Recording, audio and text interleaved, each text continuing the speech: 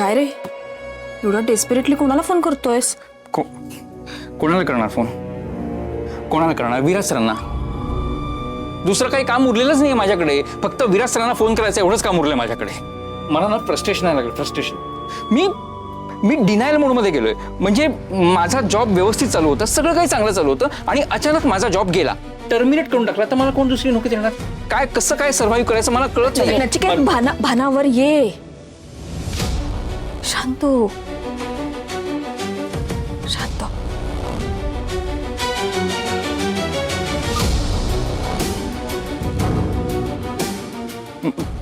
मला मला कळतंय की विराज सरांशी माझा कॉन्टॅक्ट झाला ना तर मला माझी नोकरी परत मिळेल. पण त्यांना कॉन्टॅक्टच होत नाही. फोन केला तर काय त्यांनी ब्लॉकच करून टाकलंय.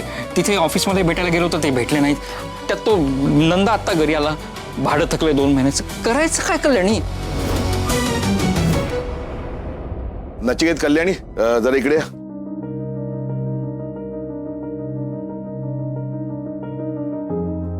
कविता, निकी जरा बाहेर या ग. काय झालं बाबा? सांगतो. काय झालं आता? काय नवीन? तुम्हा सगळ्यांशी मला जरा बोलायचं आहे.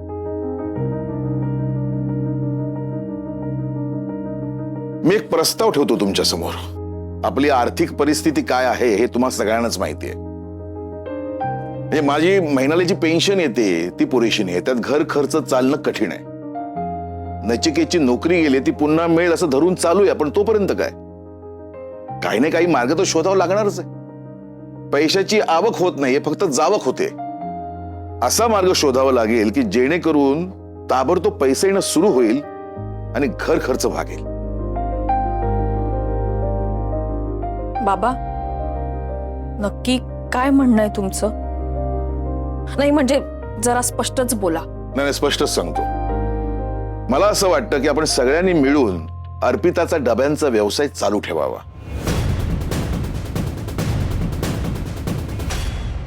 सगळ्या गोष्टी सेटल होईपर्यंत मला हा एकच मार्ग दिसतोय.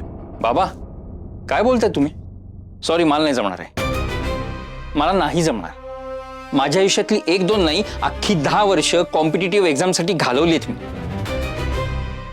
आता एवढा सगळा अभ्यास करून इतकी सगळी वर्ष गेल्यानंतर आता मी हे करू? नाहीतर काय. नचिकेत अगदी बरोबर बोलतोय. बाबा तुमच्या ना या प्रस्तावाला काहीही अर्थ नाहीये. नाही म्हणजे आता शिकले सवरलेल्या माणसांनी हे जेवण बनवून डबे पोचवायचं काम करायचंय आणि मी पण ते 4-4 तासांना जिन्नस बघणं, जेवण बनवणं मला नाही जमणार. ते तुम्ही आणि आई तुम्ही करा. मी का? मग अर्पिता नाही जमणार. नाही जमणार बाबा. एक मिनिट दादा. अरे तू तर कायम सपोर्ट करत आलास ना दिला या कामात. मग आता असं अचानक हे काम काइंड ऑफ हलक्या दर्जाचं असल्यासारखं का वागतोयस? का नाही जमणार? त्याचं कारण असं आहे निकी, अर्पिताला मी मदत करणं वेगळं आणि तीच मदत आता मी व्यवसाय म्हणून करणं खूप वेगळं. अरे कसं वेगळं? दादा तू खूप बदललायस. निकी काही बदललेला नाहीये तो. बरोबर बोलतोय. आणि नाही जमणार हा सगळा व्याप. पहाटे उठून भाज्या आणा, चिरा, साफ करा आणि नंतर ते स्वयंपाक करा, डबे भरा. नाही नाही नाही जमणार आम्हाला. काय ब्रह्मांड आठवलं ना? इतकी वर्ष माझी अर्पिता हे सगळं करत होती की. कुठली तक्रार नव्हती, कधी कुरकुर केली नाही तिने. हो ना. हे बघा, मुद्दा असा आहे की हा बिझनेस सेट आहे. जरा शांत डोक्याने प्रॅक्टिकली विचार करा. जगायचं असेल ना तर हे सगळं करावंच लागेल आणि मी ते करणार आहे. तुम्ही आलात तर तुमच्या बरोबर आणि नाही आलात तर तुमच्या शिवाय.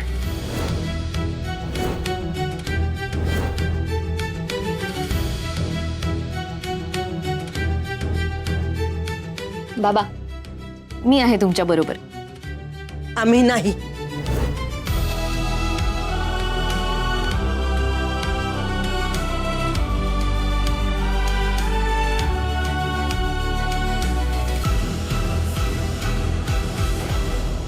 पोचतेच आता घरी आणि आपण घरी पोचलो ना किंवा आपण घेऊ घर बनवायला.